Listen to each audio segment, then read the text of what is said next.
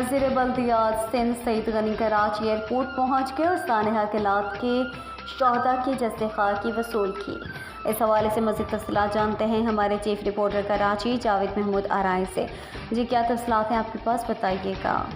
बिल्कुल, वज़ीर बल्दियात Sindh Saeed Ghani Karachi airport cargo पहुंच गए। तो भाई वज़ीर सईद गनी गुज़श्ता रोज़ की लात में दहशतगर्दी का शिकार होने वाले कराची के रिहायशी 3 अफराद की मैयतें वसूल की। इस मौके पर पीपल्स पार्टी डिस्ट्रिक्ट ईस्ट के सदर इकबाल सांद, AC जमशेद क्वार्टर हाशिम मसूद, मरहूमैन के लवाहिकीन व अहले खाना भी मौजूद हैं।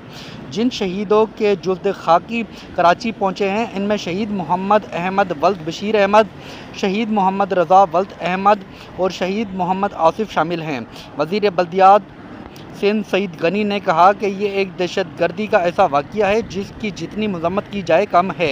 वज़ीर बल्दियात सिंध सईद गनी ने कहा कि इस सानिया में 3 बेगुनाह शहीद हुए हैं जो पेशा के लिहाज से कवाल हैं। वो वहाँ किसी तकरीब में अपने फ़न का मुज़ाहरा करने जा रहे थे। वज़ीर बल्दियात सिंध सईद गनी ने कहा कि इस दहशतगर्दी के वाक़ये के 5 ज़ख्मी इस वक्त किलात के अस्पताल ज़ेर इलाज हैं, जबकि बाकी मानंद दीगर ज़ख्मी कुछ कराची वापस आए हैं और कुछ अभी तक किलात में हैं।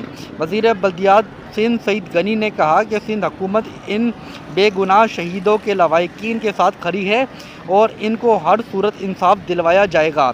वज़ीर बल्दियात सिंध सईद गनी ने मज़ीद कहा कि किलात में जो शदीद ज़ख्मी हैं इनके लिए बलोचिस्तान हुकूमत से बात हुई है।